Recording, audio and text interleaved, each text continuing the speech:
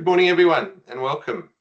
It's wonderful to have you to join us this morning, and look, we're really delighted that your students will be participating in the upcoming ICAS competition.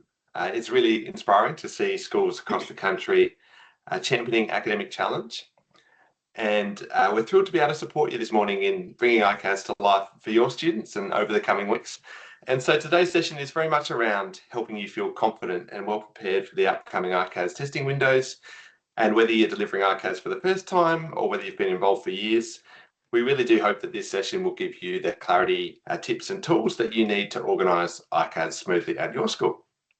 So please note that we are recording this webinar. So if you'd like to revisit the content or share with a colleague who couldn't attend today, we will have a recording available to support the session soon after the session itself. So look, huge thanks for being here this morning in the busy term 3 schedule. And for your ongoing support of ICAS. And we'll get straight into the webinar this morning. So look, in the upcoming weeks, we're excited to have a range of ICAS subjects sitting in their testing windows. And as we can see from the slide here, we have, commencing next week, 2 of our subjects, digital technologies and writing. And so often when schools are considering how to get organised, these are usually the first 2 that we begin to set up for. And then as the test windows and competition windows progress, later in the month of August, from English in the 11th to the 15th of August, through to science and spelling bee the following week, the 18th to the 22nd of August, and then down to mathematics in the final week of August, the 25th to the 29th of August. So we really want to be able to support you today in all the processes required to onboard your school for ICAS, to get your students into the system, ready to be able to sit the test sessions throughout those sitting windows for those subjects that we've just worked through here. So I'm delighted to be able to pass over to our assessment consultant, Fiona, who will support us today in running through the setup process, getting onto the assessment platform and configuring the sessions ready for your students to be able to engage and take on the ICAS challenge. Thanks, Fiona. Thanks, Matt. I just want to say thank you very much for taking time out of your busy schedules and being with us today. And thank you for giving your students the opportunity to shine. I also do want to apologise in advance. Sorry, one moment. Sorry, was there a question? Sorry.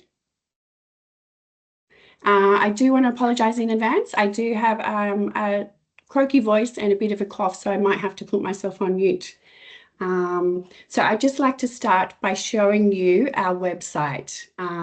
If you head to our website, which is the icasassessments.com, you'll see at the top we have a support page. And if you click onto the ICAS Get Support, we don't really need to look at step 1 and 2 because we've already passed those 2.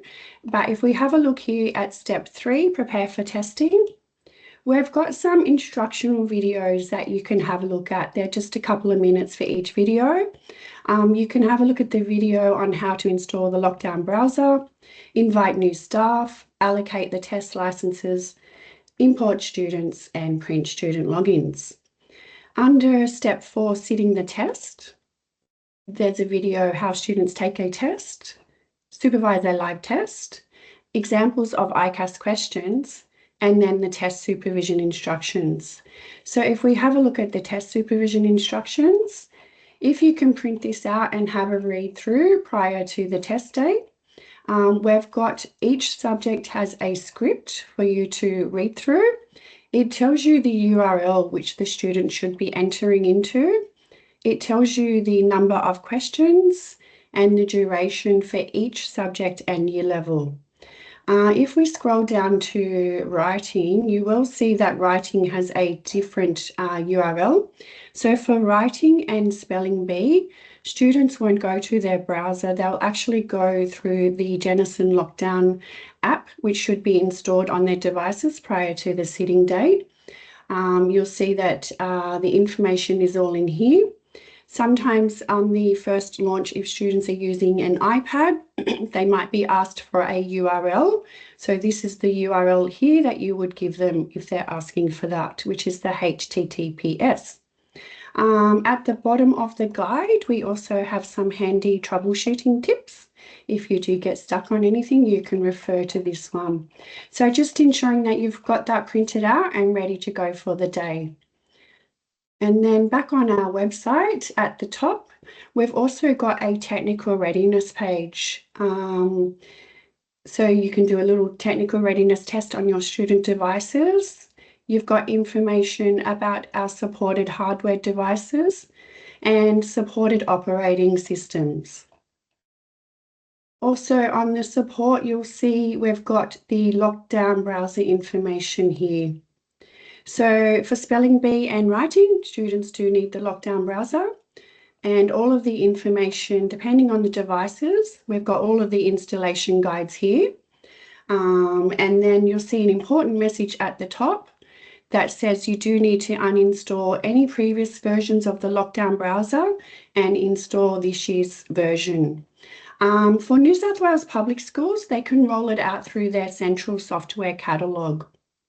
So you've got all the information here on the support page.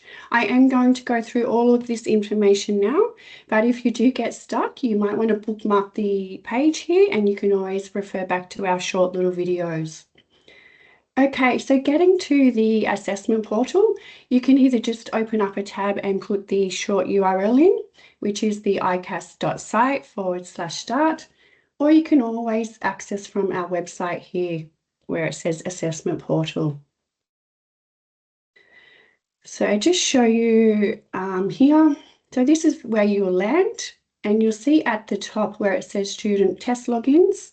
So for your students that are doing digital technologies, English, science and mathematics, they will just put the short URL into their browser and they will click on the ICAS at the top, start a test, and then they'll be asked for a session code.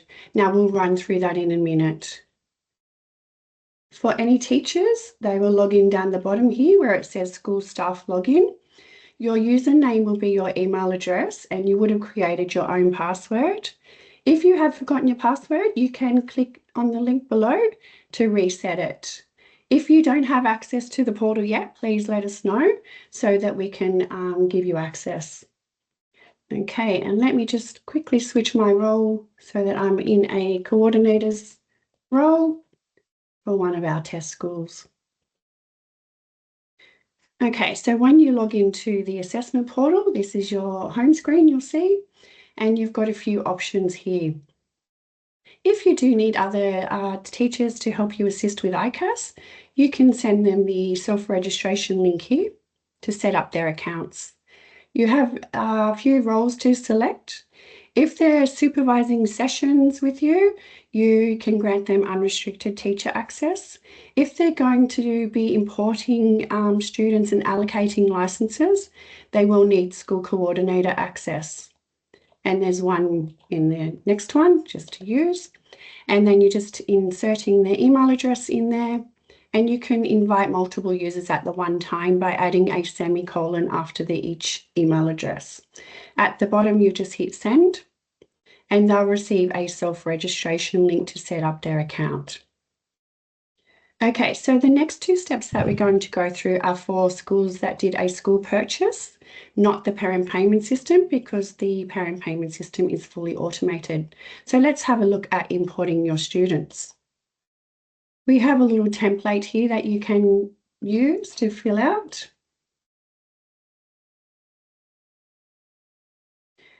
On the spreadsheet, we do have 4 compulsory fields. So we have first name, last name, date of birth, and the year. In the year, it only accepts a number, so you can't write year 6. You're just putting a number in there.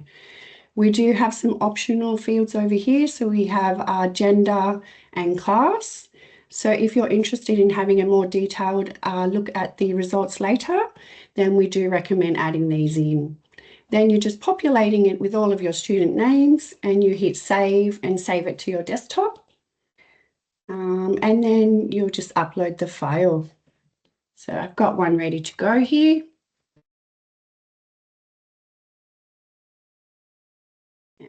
I hit start.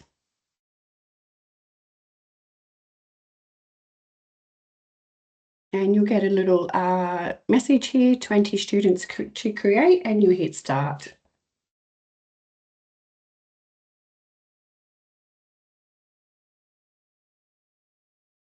And then you'll get a message to say it's done. So basically we've added all of our students into the portal now, and the next step would be to add the student to a test license. So back on the home page, if we select allocate test licenses. So you'll see from this page, you can see the subjects and the year level, and then over here we've got allocated. So we've allocated one digital technologies year 3 student to a license, but we've got 5 available. So to allocate the test licenses, you just select the 3 action dots. And you'll see all of the year 3 students will appear in the list here. If we had only 5 students in the list below, when we hit edit, we could select all, but we don't have enough licenses. We've only got 5. So what we need to do is just selecting them in the list by going down the list and selecting which students will be doing digital technologies. You can sort in alphabetical order if that helps you. So you're just selecting the ones that will be doing that subject by ticking their name and then hit save. And basically that creates a one-time code for that student. If you do go back in later on and you've got some more students to add, you can filter over here by not enrolled to see which students you need to add a license to. You can filter by class if you've imported by class as well, and you can just search by one student name. So now we've actually assigned the students to the licenses. Now we just go back and we need to print the student logins. Now all schools need to do this regardless of whether they entered via the parent payment system or did a school purchase.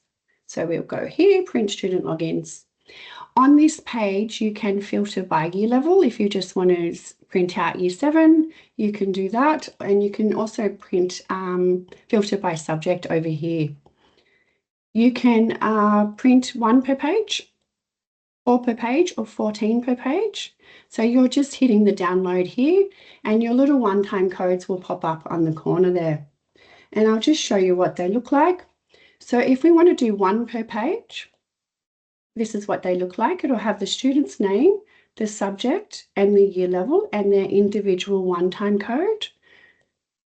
4 per page and 14 per page. So sometimes schools like to do 1 per page to give their students some extra working out paper. Also, one thing to keep in mind, if you are halfway through the week and you don't know which students haven't sat yet, if you pop over to print student logins, any student that is still in the list means they haven't sat their test yet. So that's a good indicator to just check to see which students haven't sat yet. You can also print your codes in an Excel if you want to do an Excel. By popping over here, there's a little icon on the left-hand side called reporting, and then you'll see here one-time codes for your school, and you can export that into a spreadsheet, and that will give you every single student and every subject and every one-time code. So they do need an individual one-time code for every subject that they are sitting. Okay, so once you've printed your codes and you've printed your test supervision instructions, you're pretty much ready to go. You've done your technical requirements checks. So on the day, you would go to where it says sit the test and click on supervise live test. So on this screen, let's just finalize this session. You'll come to the page and what you'll do is you'll hit here, create a new test session. And what that does, it creates a session code over here in a grey box that you share with your students. So you popped up on the board and students will log in using the session code and their individual one-time code. So once they start signing in, you'll be able to see students' names populate on your screen with the tests that they're doing.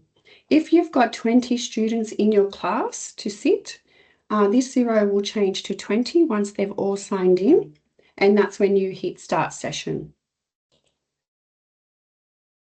Okay, so once you've started the session, you've got a few different options here. You can pause a student if they need to pop out and then just resume them when they come back. You can postpone a student if they're not feeling well and can't complete the test. Just postpone them, and then the following day if they come back, you just need to create a new session code because the sessions only last 24 hours, and they just log in using the same one-time code and the new session code, and it will bring them up to where they left off. Sometimes a student will start, but they accidentally hit submit straight away. So if you just navigate to the submitted tab here, you'll see their name, and you just tick their name and you just reopen their attempt over here. Another issue you might have a student that is waiting entry on their screen. That just means that we've started the session before they signed in. So they'll just be in this tab here, and if you just tick their name and allow start. Another common issue that you might get is a student will have a message on their screen saying their device is locked, and you'll see on your screen next to their name on the right will be a little padlock. You'll just click on that padlock to unlock them, and then they refresh their page and they're ready to go again.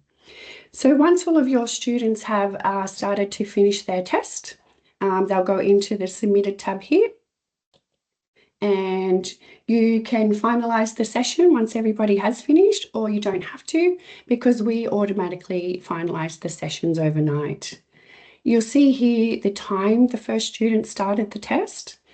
However, it's not timed on your student devices, so they don't get locked out once the time is up. It's just timed by the supervising teacher according to the test supervision instructions for that year level and subject. So that's your sessions, so it's pretty straightforward. We have been getting a few inquiries about student names. Sometimes parents that have entered via the parent payment system, they're accidentally putting their own name in instead of the student's name. So as a school coordinator, you can actually edit a student's name by just going over here, clicking on your little student icon and manage students. And then you're just bringing up the student and you're just hitting actions and hit edit. And you can change the name, you can change the date of birth, you can change a year level of a student. However, if you do need the license, the test license changed from one year level to another, you do need to contact either our customer service team or your assessment consultant for those details. Okay, so that's pretty much in the portal. Now I just want to go through some little troubleshooting tips with you.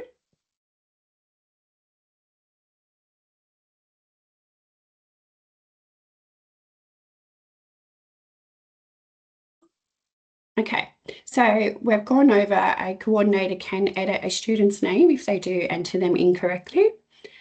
You might encounter, we do have some drag and drop questions in the test. So if a student can't actually drag the item that they're trying to drag across, the solution would be just tell them to double click on the item and then double click on the spot where they want to put it. That usually works. If all components of a question is not loading, just tell the student to go back to the previous question and then forward and load the question again. If videos are not loading, sometimes if your students are doing digital technologies, because digital technologies and writing are in the same week and they need the lockdown browser for writing, some students will go into the lockdown browser for digital technologies by mistake and the questions won't load. So just check that they're not in the lockdown browser if the videos are not loading, and also check your bandwidth. If your students are receiving an error message with one-time codes, just double check that they've entered their session code correctly and their individual one-time correctly. And both are 8 characters long in length. So just checking all of those details. So a few troubleshooting tips there for you. Thanks, Fiona. So just to reiterate in terms of the session today, one, in terms of preparing for testing, make sure firstly that you do have access to the assessment portal. That is the base to be able to get everything organised for the upcoming test days. If you are a school where you've purchase licenses, you will need to import students through the process that Fiona's just shown us and allocate those licenses to year levels and students. PPS families who have registered through the parent payment system, their details will automatically come against a year level and an assessment type, for example, a spelling bee or a writing, and so they can then simply be set up in sessions. One critical thing to have organised prior to the test session itself is having those one-time codes printed for students. That will allow the student to get on and access the assessment successfully in a fairly seamless way. Look, it's very similar to NAPLAN. If you've had any experience with NAPLAN before, you'll see that direct similarity.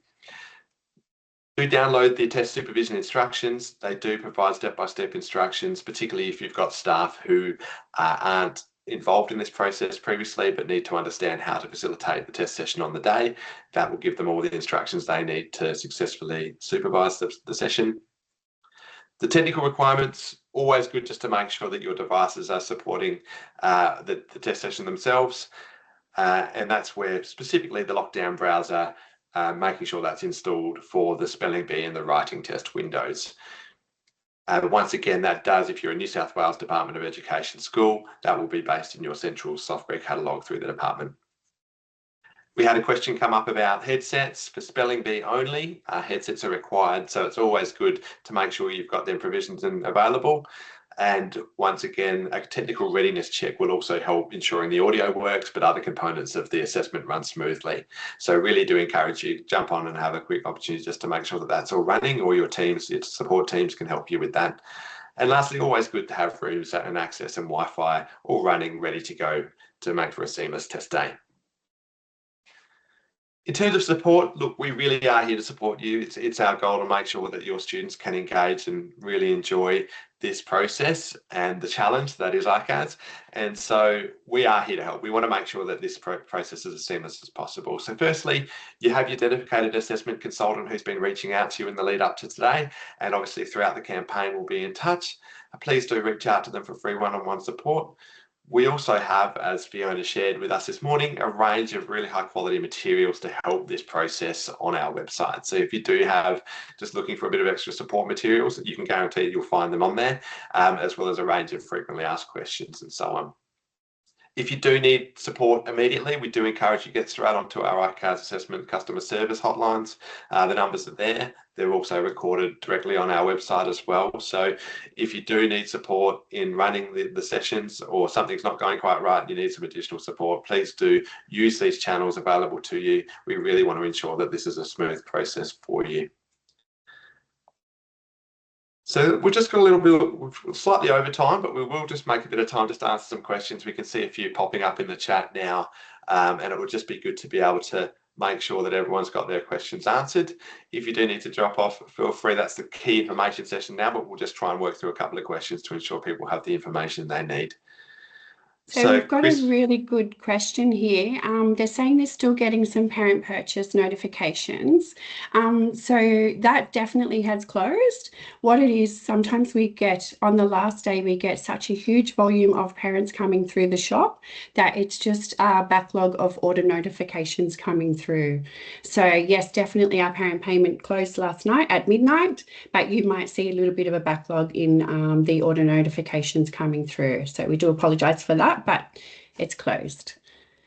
And another great question here, it says, can you run multiple sessions together with 7, 8, 9? Yes, you can. You can run multiple year levels in the one session. You can run as many sessions as you need through the weekly window. So we do recommend, if you can, to run your sessions at the beginning of the week. That way, if you do need to do a makeup session, you can do it at the end of the week. We also have one other question, Fee. If you can just run back over, what do we do if a question is not working? Yeah, so with those little troubleshooting tips, just if you can reload the question, and then, yeah, it should load properly, and just check your Wi-Fi and your bandwidth is all good. Usually it's a connectivity issue if the question's not loading, or like I said, they could be in the lockdown browser.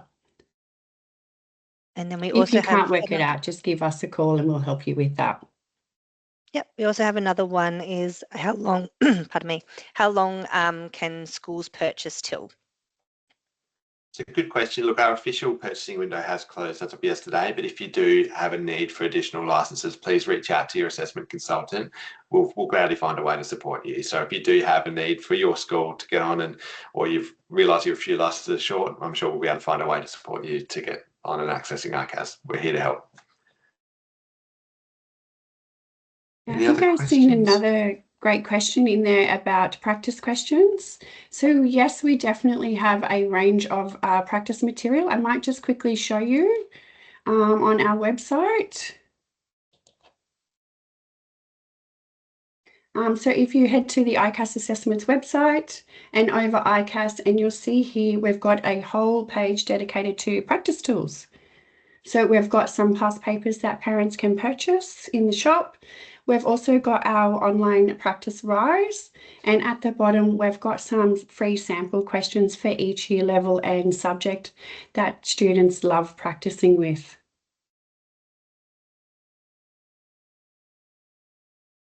Brilliant. Well, look, I think that's the end of our questions. If you do have any further questions, please do reach out to us directly or straight in touch with our customer service support line. Hope you all have a wonderful day, and look, thanks for being involved with ICAS. We'll speak to you soon. Thank you. Bye for now. Bye.